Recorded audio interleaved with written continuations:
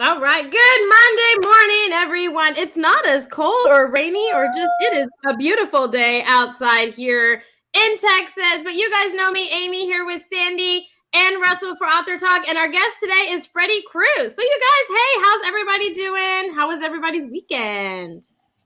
Fantastic. Ooh. I'll go first. Yes, you should go first. It's great. We've got a famous person on the show with us. I know, Freddie. This is so exciting. Well, thank you for inviting me onto the show. I will say though, if you all think I'm famous, I'd hate to see what not famous is. Definitely nobody. The truth is, Freddie, we don't have much of a meter for that. We'll just go with whatever we've got. There you go. And we're happy with it. So you should claim the fame.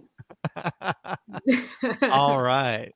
Well, how was everybody's weekend? What did you read? What did you watch? What did you listen to? What did you drink? Well, I mean, what did we drink? You know, it would be great. No, I'm on a White Russian kick if we're talking, alcoholic drinks. That's what I'm on, like my nightcap for the evening. But no, I mean, I went and I did like me time. I went and got my hair done, right? Which I do like once a year. But I was wondering when that was going to happen. It's been needed for a while. I know it has.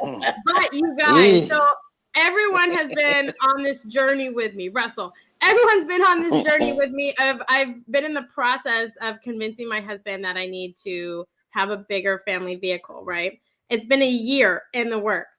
You guys, he took me to look at vehicles this weekend. Oh my gosh, I have made leeway in this year commitment that I have done. Well, the interesting thing is, what are you looking for? Freddie. Are you looking for a minivan or something like that? No. Freddie. Wait. Freddie, last week she was giving him the silent treatment and not even talking to him. And he had asked her to go see cars because he was trying to suck up, and she wouldn't even respond to that. So take this in the context that he was getting the complete silent treatment all week last week.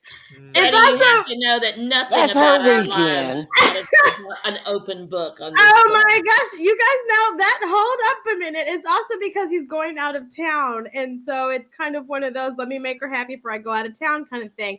But no, so we are on the fence. Okay, we as in him. I'm convincing him to come to my side.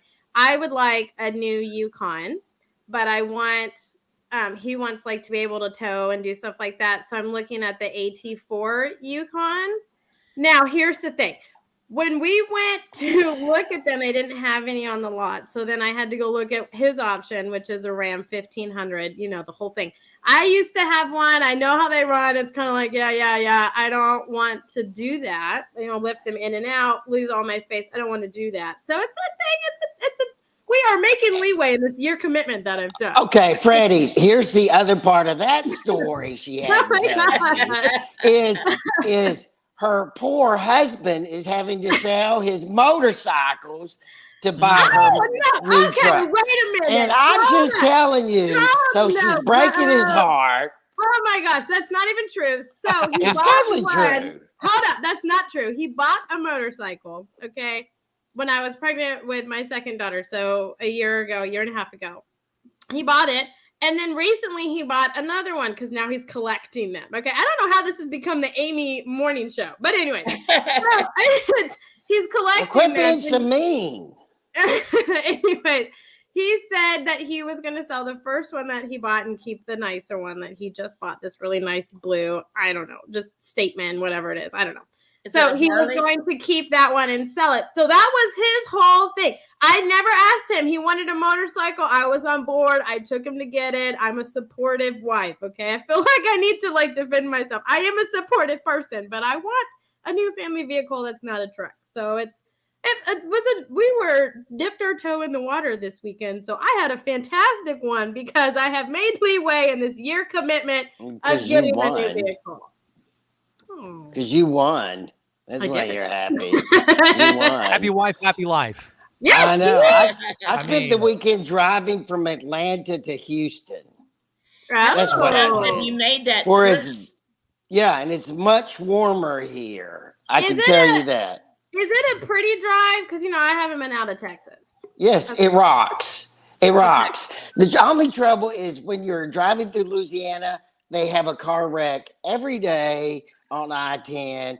It's always jammed up and backed up because of massive car wrecks. It seems like every time I've gone through. Why are you smiling, Freddie? Have you experienced that too? People just in general don't know how to drive. That's right. Absolutely. So, Russell, how do you go? Do you go through New Orleans to where, and then? No, I don't go through New Orleans. I go around New Orleans. Okay. At about 95 miles an hour. Okay. We drive. We take I-10 to Mobile and then up Alabama. And I got to tell you, I've told lots of jokes about Alabama too, but it rocks as far as a beautiful state to drive through. Place. And when we stopped there, people were nice to me. So I love Alabama. And the reason I wanted to know, because, I go to Alabama once a year because that's where I'm from. So I will be somewhere. I'll be close to Atlanta for a week in the last week of April, first week of May.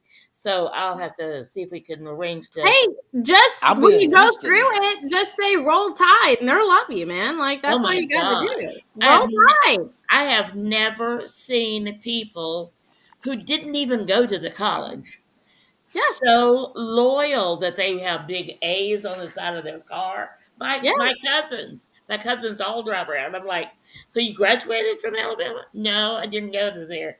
I'm like, what? That's usually Roll Tide.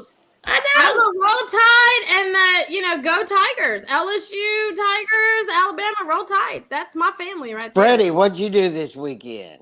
This weekend, what did I do? I spent some time transcribing my new book, which I hope will be out sometime this year. In time for the holidays, because what do you mean transcribing? Transcribing. So I've got this for those of you not watching, I am just converting from longhand to typed out. Yes. I thought you were dictating into your computer. That's what I thought. No, the way technology works now, if I dictated anything of what I wrote, I'd probably end up on some kind of watch list. Oh my goodness. No. What's book I don't do about? that. My Google searches are bad enough. Oh my goodness. Well, let's say good morning to some of the people that are tuning in. So James Hale, good morning. Robert May, good morning. My mother's on. Yes, Roll Tide and Go Tigers. Chandra Carter is on. So good morning, you guys. Hey, so tonight on Through the Eyes of Authors, we were going to start our 6-week series with Max. I was so excited about this. Yes, Russell had it all penciled in and everything. But late last night at about midnight, I received an email from Max, and he's had a bad reaction to some new medication that he's on. So he asked if we could postpone it. So it will not start tonight. It will be starting on Valentine's Day next week, which what better way to spend Valentine's than writing, right, and understanding it. So it's postponed till next week. It is still happening. It's just pushed back. I will be putting a post and everything up about it. Don't worry, it's happening. I promise. If you want more information, I'll drop the link in the comments below, but you can just go to abundantlysocial.com, click on the 6-series course, and it'll give you all of the information that you're looking for. But, that is for tonight. But with all that being said, Freddie, you mentioned you have a new book coming out. So with that, I'm going to kick it to Sandy to get talking about the book you currently have and this new book coming out. And so before we talk about They Canceled the DJ, what is the new book? Well, the new book, I am hoping to have it out by late September, early October as an indie author. And I'm sure you all are familiar with, it depends on sales. So the promise to my family was if I break even on sales, then I will pour that back into self-funding this book. And if I don't break even, then I'm just going to save until I do have enough money, because I refuse to put anything on credit. So ideally, it'll be out by October. And if not, then maybe next year or the year after that. But I can, just because I know that I can do it. The plan is to have everything transcribed and then make a couple of editing passes, have a developmental editor go through and fix the plot holes and the character glitches and delete characters, add chapters, remove chapters, all the stuff that a good developmental editor will do, and then make a copy edit and proofread pass.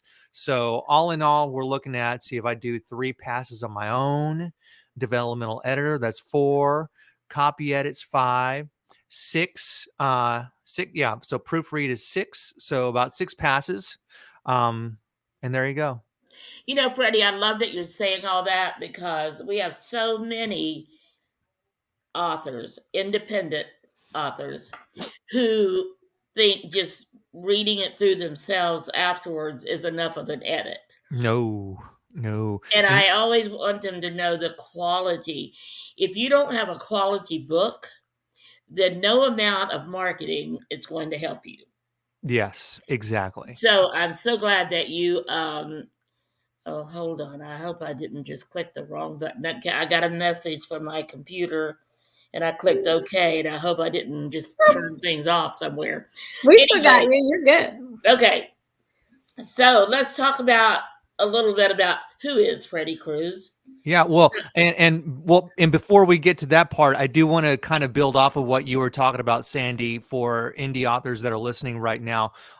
This is your brand. If this is something that you want to make a living off of, in perpetuity till the day you die, because you are convinced that you have stories to share with the world, you owe it to yourself and your readers, who are your customers. So pretend this is your business. You are the CEO, the COO, the CFO. You are the marketing director, the social media planner, podcast host for your brand. So I want to share with you a little anecdote about They Canceled the DJ, and that is the proofreader and copy editor. So what I've done with the first 2 books, and generally this is how it does when you go through Readsy, your copy editor and proofreader are generally the same person. So my copy editor, who shall remain nameless, he made a pass over the course of about 2 to 3 weeks. Said, all right, cool. Well, it looks like, there's not much to fix. You did good. Here are some of the changes. And so I went through and I just approved all the changes and read through and was like, all right, well, I guess it looks fine to me. Well, here's the final pass for the proofread, which is typically a line by line, just to make sure there was nothing missed. Well, in that time, in that 2-week span, I had listened to another podcast called 6 Figure Authors, where the guy had talked about, well, why am I paying a copy editor and proofreader if all I'm going to do is double check their work?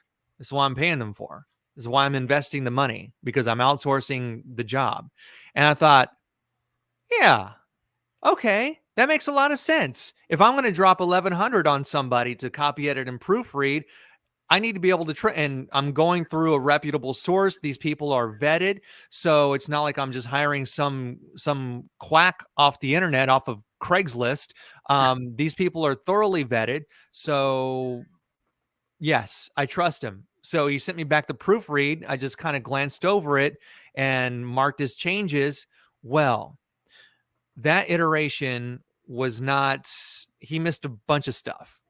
And when I say a bunch of stuff, I was mortified when I bought my copy after it was released. And so there was an uncorrected iteration that had made press, that it hit Amazon. And I was, as you can guess, not very happy. And so I reached out to as many people that I knew personally who bought the book, because I was embarrassed. I was humiliated. I'm like, this is my name on it. I own this. But going back to what I previously said, if you're going to be an indie author, this is on you. This is your work, your name on it. And you don't want to have a subpar, suboptimal version of what you have, because you can have a great story, but if you have even something as little as a misplaced comma where there should be, shouldn't be one, or if there's a period instead of a comma, or a misspelling, a there, you're going to turn a lot of people away. And most importantly, it gets people out of the story. So they can be 20 pages deep and they get into wait a minute, there, what? who? It gets them out of the story, and then they have to It does. re-engage themselves. And if you have another error 2 pages later, then they're going to be like, all right, you know what? Screw this. Well, pretty soon what they're doing is proofreading.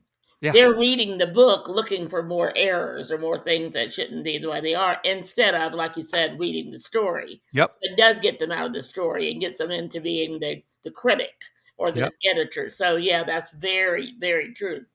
Yep.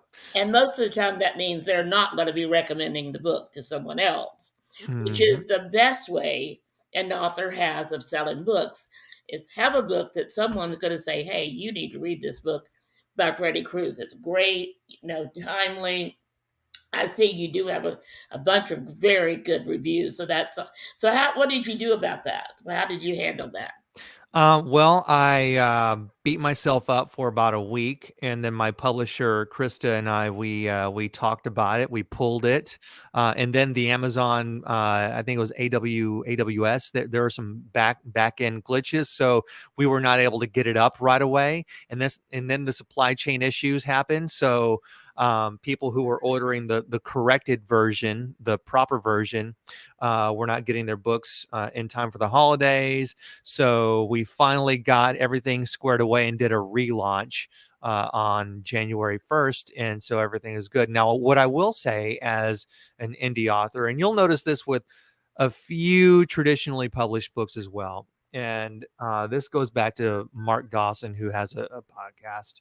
And he's a very successful indie thriller author. And he talks about, when you are writing, and in this day and age, something is going to slip, and you can try as hard as you want, and there are going to be 2 or 3 errors.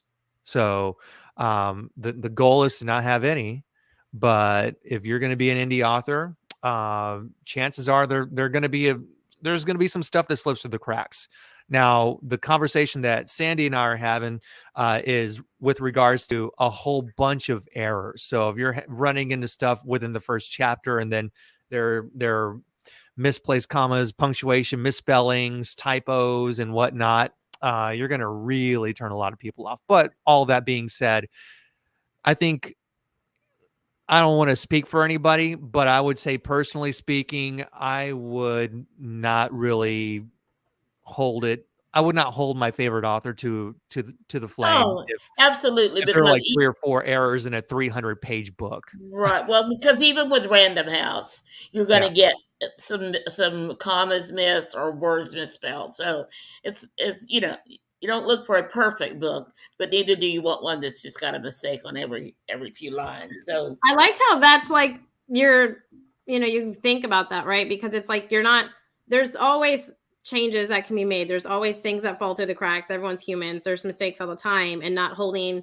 your favorite author and stuff to the flame. But I like that when you wrote your book and stuff, you kind of approached it as like, this is my name, my brand, like a whole business side behind it, because being an author is a business. You have to get out there and market your book and do all of that. You really run the whole show, whether you're indie published, traditional published, either way, you're still pumping and pushing your book and marketing it. And so you really want to have, the best book for you out there, right? Because it's your pride and joy. You've spent a whole lot of time on it. You've invested money in it. And it's like, hey, if I'm going to invest all this money into publishing a book, because it's not something cheap to do, it needs to be the way you want it, the quality that you want it to be, right? And I think so many authors just get so excited at having a publisher want to publish their book, or the fact that, now they can indie publish and they can publish a book, that they try to get it out as fast as possible. And then, they kind of run into the problem where they sell a couple copies for a month or 2, and then they're like, oh, well, what the heck? Like, why isn't my book selling? It's the greatest book, right? Everyone has the greatest book out there when you put your first book out, which is so true, because you put your heart and soul into it, and I totally get it. And I love that. But it's kind of one of those where you have to invest, like, from a business standpoint, what's going to be the best, what's going to fit in the genre that you're writing. What do people really want to see, right? You really have to do your research before you spend all that money. And so when you said that at the beginning, how you may have a book coming out in October, but if you don't break even, you're going to wait, right? And I think that's the smartest thing to do. So the way that you approached it is just different than how some indie authors approach it. And I think it's the smarter way to do it. This is a business. This is my name. I want to have the best product out there that I can put out there, So I think that's important for all indie authors. Yeah, thank you for that. And I will say too that there's nothing slimy or slithery or snaky about putting yourself out there and saying, hey, I got this really awesome book and I think you should buy it. Right. Yeah. Because at the end of the day, that's what when you're marketing, if you're a successful marketer, you have found different ways of saying, hey, buy my book. My baby's pretty, hold my baby. Yeah. There are so many different ways that you can go about doing this. And that's what if you have maybe if you just watch a couple of YouTube videos and look up, clever marketing tactics for a book. That way you don't have to, what you're going to find is that you don't have to be that slimy used car salesman to get people to buy your book. And thankfully we got this thing called social media where you can put YouTube videos, or you can get on Rumble, or you can do an Instagram live or Facebook live, like what we're doing right now, and maybe do a live reading of a passage or something, where you can just seem so approachable like the guy or the gal next door, and really successfully build your author brand. Of course, I could practice a little more of what I preach. I don't really do very many Facebook lives or Instagram lives, but I've also got a billion. Freddie, what have you found is the most successful way to sell? The most successful way to sell a book, I think, is just to write more books. But that's the conundrum, because so let's just say, and I'll be quite transparent with you about what happened with the first book. So the first book I thought was great for a first novel. By no means perfect. I think the biggest lessons learned were cover and price.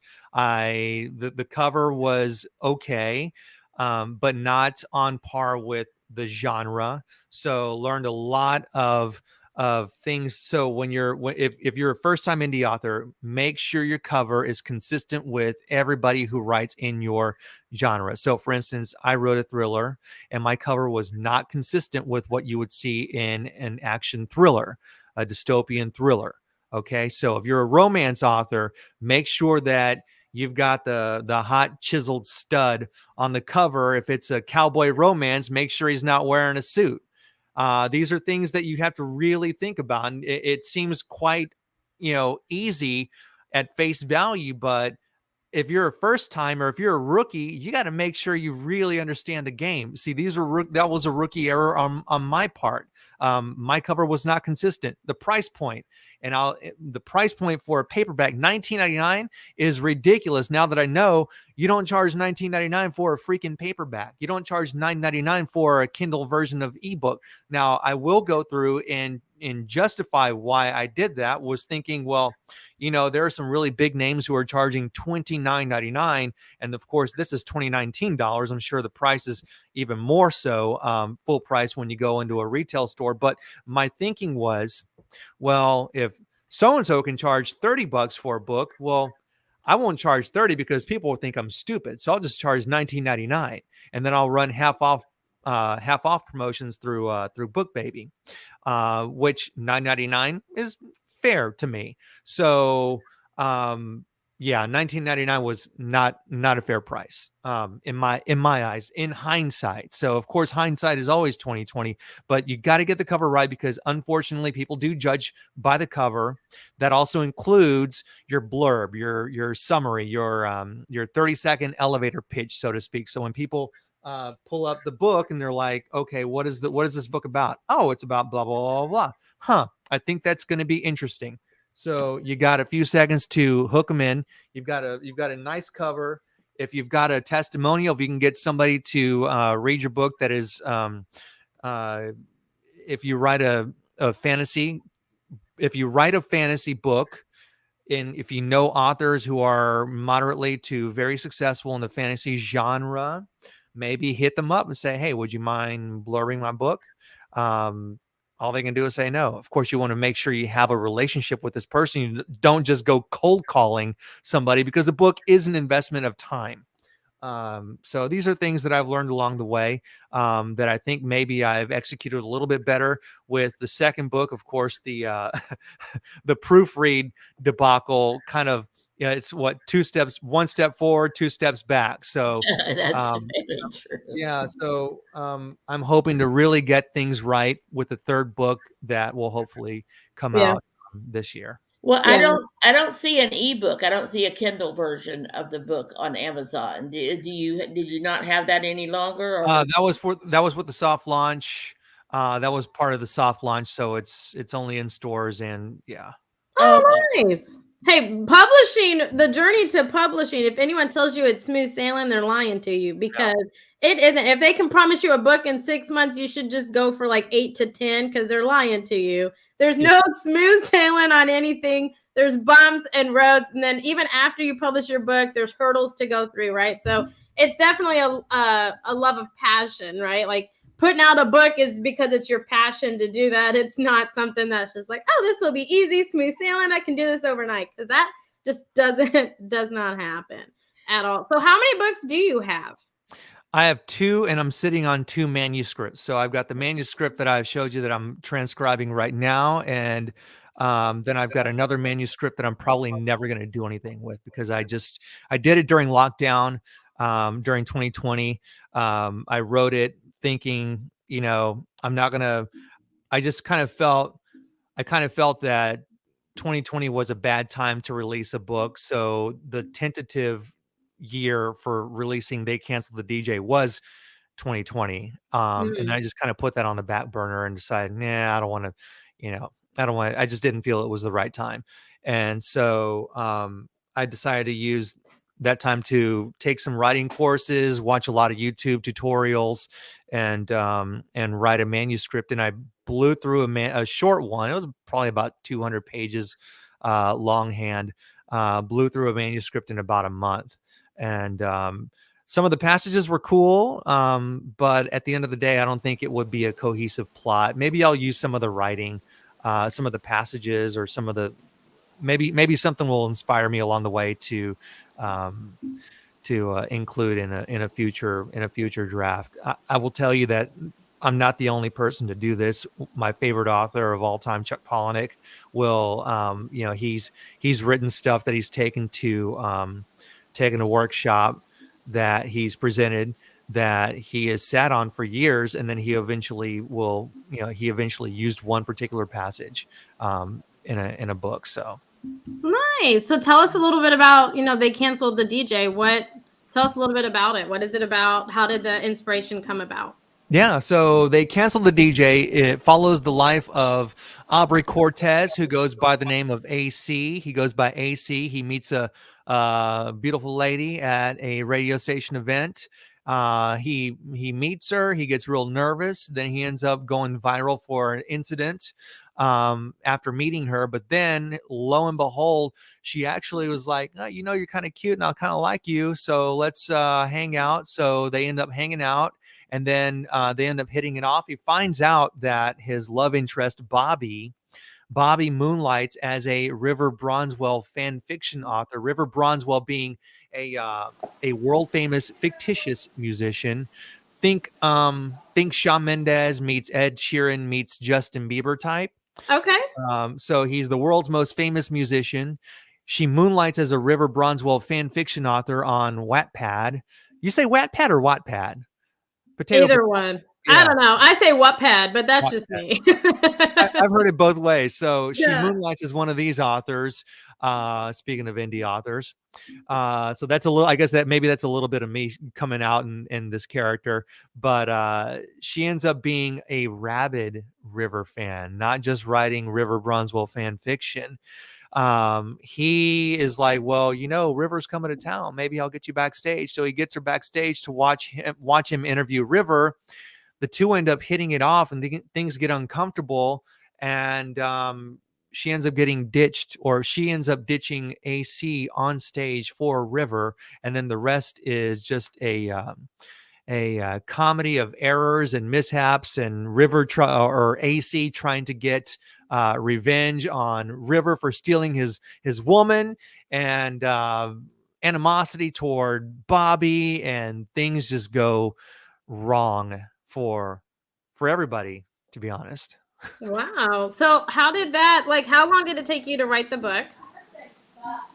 I would say that I wrote the manuscript from September to, oh God, it was Q4 of 2019. So yeah, I wrote it in about 3 months, September, October, Wow. November, December. Okay, yeah, December. So yeah, 4 months, sorry. Yeah, so 4 months.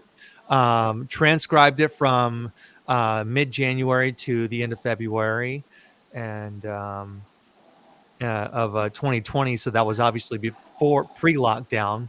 So I Right. had it transcribed from longhand to keyboard, and then lockdown happened. I'm like, okay, well, I guess I'm not putting this out. Yeah, so I just kept on kind of working it and working it. Then I decided, well, since I'm not going to put it out, I'll just write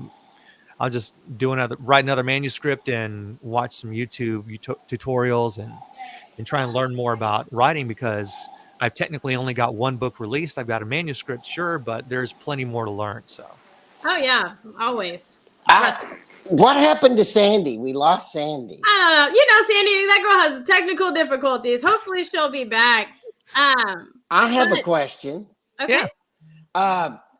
I tried to ask this before, but it might have been interfered with the technical difficulties. Freddie, when you relaunched your book in January, you've talked about using social media. What have you tried? What has worked, and what has not worked? Okay. Well, I would say what definitely works is just putting yourself out there. So the more you post, and the more, because as indie authors, and I'll tell you, I don't have $1 million budget. I don't even have $1,000 budget to market the book. So I think what really works is just teaching yourself and spending time with programs. There's so many of them that are inexpensive, whether it's Canva or Photoshop, and just building graphics around. Maybe you don't have somebody from a established publication like the Chronicle, or I've got on the back of my cover, I've got Galveston Monthly. So maybe you don't have somebody from KRBE or Galveston Monthly to blurb your book, to build a graphic for social media.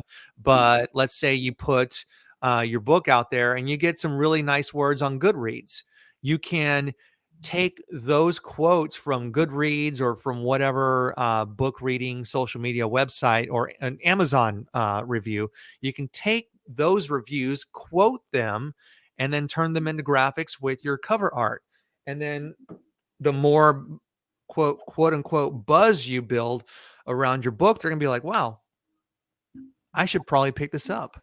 Yeah. And if you can just throw a few bucks here and there, maybe, I don't know, 50, 100 over the course of a week, and maybe boost a post if you have a really good review. See what happens. I will tell you that it was interesting to see. I had thrown $90 on an Instagram boosted post, and it got me as high as like 1,000 on fiction satire, or satire. Is it fiction satire or satire fiction? Whatever it is on Amazon, I got up to 1,000, which seems like stupid to a bestseller, but No, you should be proud. yeah, all you have to do is reach 100 to get on the Amazon bestseller list. And Yeah. I would love to get to, I mean, I don't care about sales. I mean, the sales will come if they come. But I want to be able to say that if I get on the fiction satire Amazon bestseller list, I'll be up there with freaking George Orwell. So because he's like a perennial bestseller.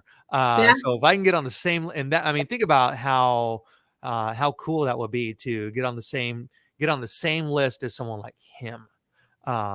So if you're a romance or a fantasy author, and if you happen to make a top 100, the top 100 Amazon best-selling list with whoever the people at the top of their games are, that's a heck of a marketing strategy for you.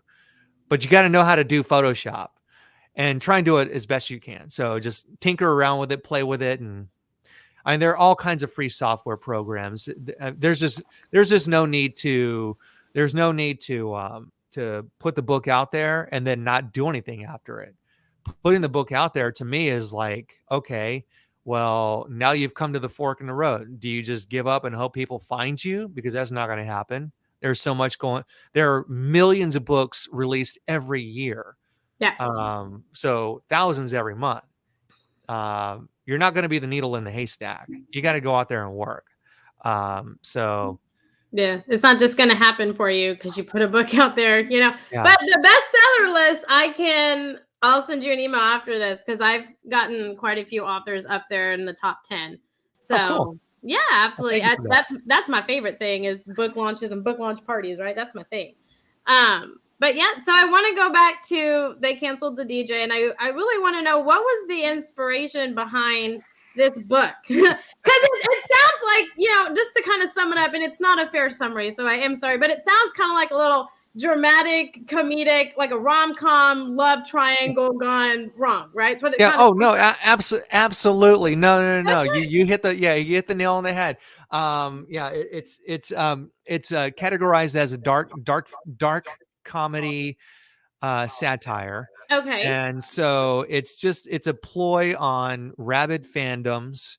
It's a ploy on corporate radio. And so it's inspired by actual events, not based on a true story, inspired by actual events, which involve a friend of mine. His name is Tyler, who used to do nights on KRBE. He's now in Kansas City. And so what happened was pre-COVID, he was at a music festival, and I think it was ACL. Yeah, it was ACL. So he was at ACL backstage with a band that shall remain nameless. And there was a photographer with a publication from Houston that shall remain nameless. And I guess he thought that they were hitting it off. And lo and behold, she ends up.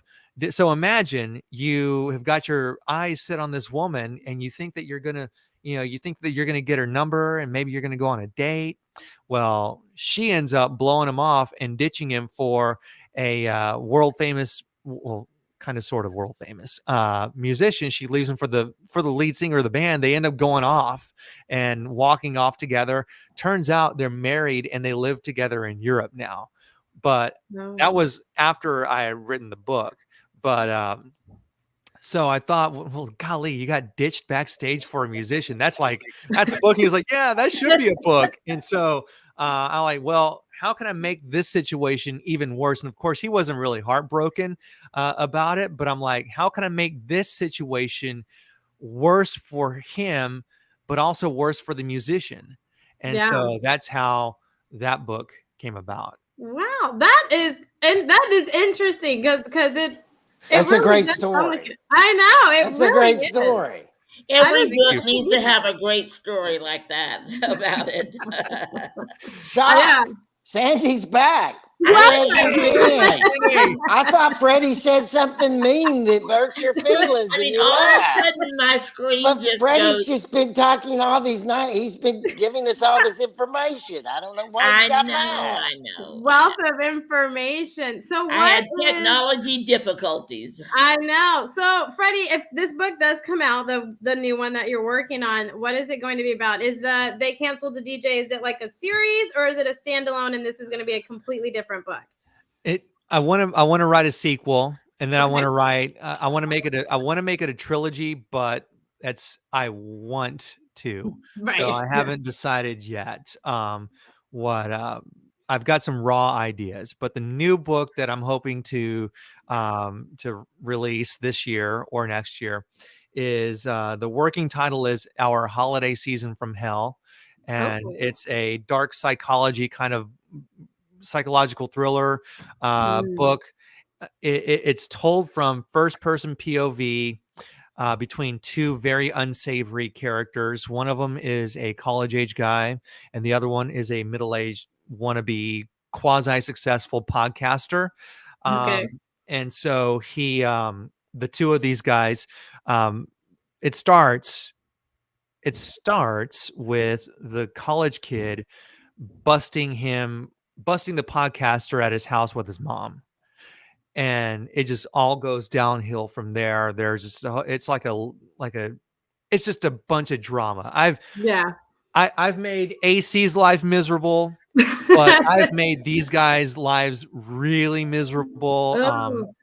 And the alternating first person POV, I think, was really fun. It kept me engaged with the manuscript, and it was interesting. And so I'm very proud of what I've written. So I hope that'll come out next year or this year or next. We'll see. And worst comes to worst, maybe I'll try and pitch an agent and see if it gets picked up. And if it gets picked up, seeing as how the traditionally published, seeing how the big five work, from what I hear, if it gets picked up by an agent and pitched successfully, it's not going to be out for a long time. Right. Yeah. How long these people work. Yeah. It would take a long time. So, to kind of, slowly kind of wrap up, what was the driving factor for you to write a book? Because if this one comes out at the end of the year, you'll have 3 books. So what kind of got you, the bug to start writing and to publish a book? Well, and I've done a lot of self-reflection and kind of just dissecting my life. I guess that's what you do when you pass a certain age in your 40s. But trying to figure out and really trying to answer the question outside of, well, my kids dared me to write a book. Because I think what I did, being able to put out one book, the first book, When America Fell Silent, being able to put that out with no novel writing experience at all, being able to put it out in a year and a half, is not necessarily common for newcomers. Right. There are a lot of people who will work for 10 years before they put out their first novel, whether traditionally published or indie published. So I'm like, well, it's deeper than that. Why am I doing this to myself? Because writing is very torturous. Yes. There's a lot of self-doubt, a lot of imposter syndrome. So I can only sum it up to being a reader when I was a little boy, reading Ramona Quimby and the Hardy Boys and kind of liking those books, being infatuated with history, which obviously is storytelling, and then being on the yearbook staff in high school, which I did a lot of deadline writing. And of course, they're not novels, but they're still stories. I have a marketing degree, so marketing is really, how are you telling the story of whatever you're marketing? Being a radio DJ, I'm sharing stories of our listeners. I'm not a DJ anymore. That's a past life that I'll never revisit ever. But I was sharing stories with our listeners of other listeners and of organizations and other people. And so yeah, why wouldn't I be a novel writer? Why wouldn't I be a novelist? So there you go. That's kind of like the long answer. The short answer is, well, my kids finally gave me the kick in the pants that I needed to realize that I'm an actual storyteller that can create imaginary friends and put them through the ringer and make their lives hell. And then maybe get them out of the other side of the tunnel. In some cases, not. The third book is incredible. I just can't wait to put it out.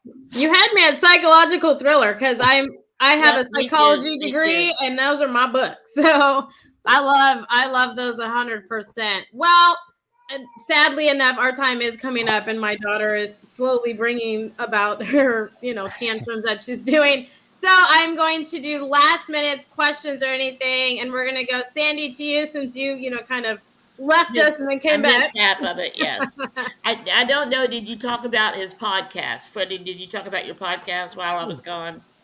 I did not. It is Freddy's Huge Ask podcast. I love it. That's the new one, right? That's the new podcast? That is the new one. Freddy's Huge Ask podcast launches this month. I've got Ruta Sepetys, who has I Must Betray You. I've got Brad Taylor. I've got Danielle Clayton. I've got Stephen Hunter is actually going to be kicking off the inaugural season. But I've also got nonfiction guests. I've got food CEOs of food companies. I'll be talking to. I'm trying to get a human trafficking survivor on the show. So there are a lot of people, a lot of different guests that I'm going to be speaking with, that I've already recorded conversations with. Some of them have books, others don't. But a lot of my guests are authors. So, but I didn't want to name it after, I didn't want to make it a book podcast per se, because I wanted to leave it open for anybody who doesn't have books. So Very thank you for good. letting Very me plug good. that.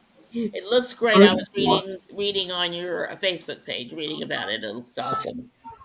Russell, what about you?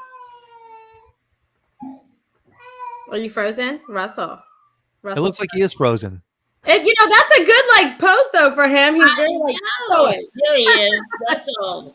Russell. I think Sandy's got a virus that is leaking into all of us and wiping out our Wi-Fi too. It was a great show. Freddie, you make a great interview. I'm sure you're going to have a great podcast, and good luck. I hope we hear from you again when your new book comes out. Well, yeah, Freddie, let us know when you're going to launch it so we can be part of your launch, or we can help promote the launch. That's what very kind of all of you. Thank you, and congratulations on the success. You're inside the top 10 on podcasts. Yahoo! That's a big deal.